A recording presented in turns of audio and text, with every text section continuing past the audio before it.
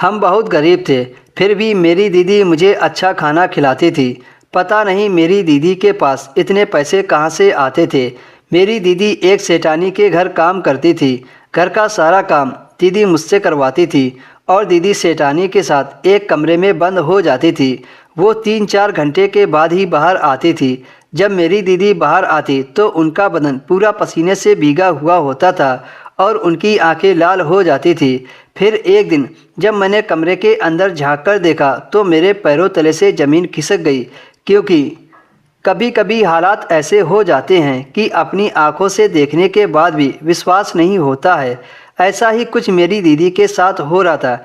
मैं जब भी अपनी दीदी के साथ सेठानी के घर काम करने के लिए जाती थी तो मेरी दीदी मुझे काम बताकर सेठानी के साथ उनके कमरे में चली जाती थी और मैं सेठानी के घर में झाड़ू पोछा बर्तन करके थक जाती थी, क्योंकि मेरी सेठानी का घर काफ़ी बड़ा था।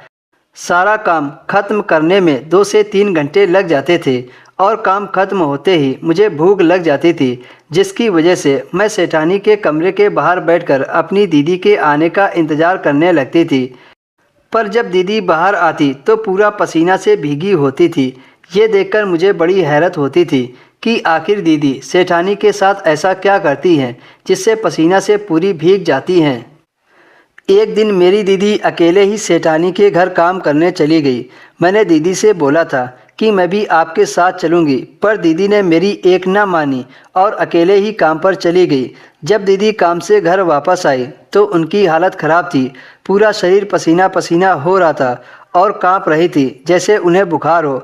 जब मैंने दीदी को छुआ तो उन्हें तेज़ बुखार था। मैं जल्दी से डॉक्टर के पास ले गई और डॉक्टर से अपनी दीदी का इलाज करवाया। अगले 2 दिन में दीदी का बुखार ठीक हो गया, लेकिन दीदी के अंदर काफ़ी कमज़ोरी आ गई थी। अगले दिन मैं अपनी दीदी के साथ सेठानी के घर काम करने गई। मैंने सेठानी से साफ कह दिया कि मेरी दीदी से आज काम मत करवाना, उनकी तबीयत सही नहीं है। तो सेठानी कहने लगी, ठीक है तो अपनी दीदी वाला काम तुम करो। यह सुनकर मैं खुश हो गई, क्योंकि मुझे किसी तरह पता लगाना था कि आखिर मेरी दीदी से सेठानी ऐसा कौन सा काम करवाती है जिससे सेठानी मेरी दीदी को इतने सारे पैसे देती थी। मैंने सेठानी से तुरंत हाँ कर दी और कहा कि आप चिंता मत करो, मैं दीदी वाला काम ज़रूर करूँगी, पर तुम आज दीदी को कुछ काम के लिए मत कहना।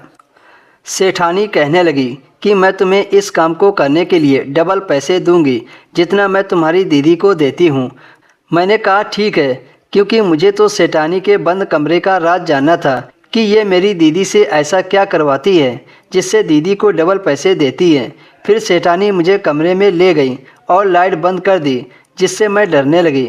फिर सेठानी ने हल्की लाइट का बल्ब जला दिया, जिससे मुझे थोड़ा थोड़ा नज़र आने लगा।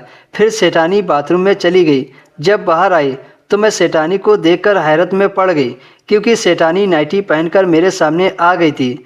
उसके बाद सेठानी ने जो मुझे करने को कहा उसे सुनकर तो मेरे होश ही उड़ गए। सेठानी ने मुझे एक तेल की शीशी दी और कहा कि मेरी पीठ पर तेल मालिश कर दो।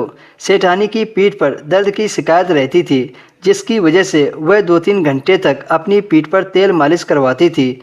उस तेल में काफ़ी जड़ी बूटी मिली थी, जिसकी वजह से सेठानी को मालिश के बाद काफ़ी आराम महसूस होता था और मालिश करते करते मेरी दीदी की हालत गंभीर हो जाती थी और वो पसीना से पूरी भीग जाती थी। सच जानने के बाद मेरे दिल में तसल्ली हुई कि मेरी दीदी कोई गलत काम नहीं कर रही थी, बल्कि वो मजबूर औरत की सहायता कर रही थी।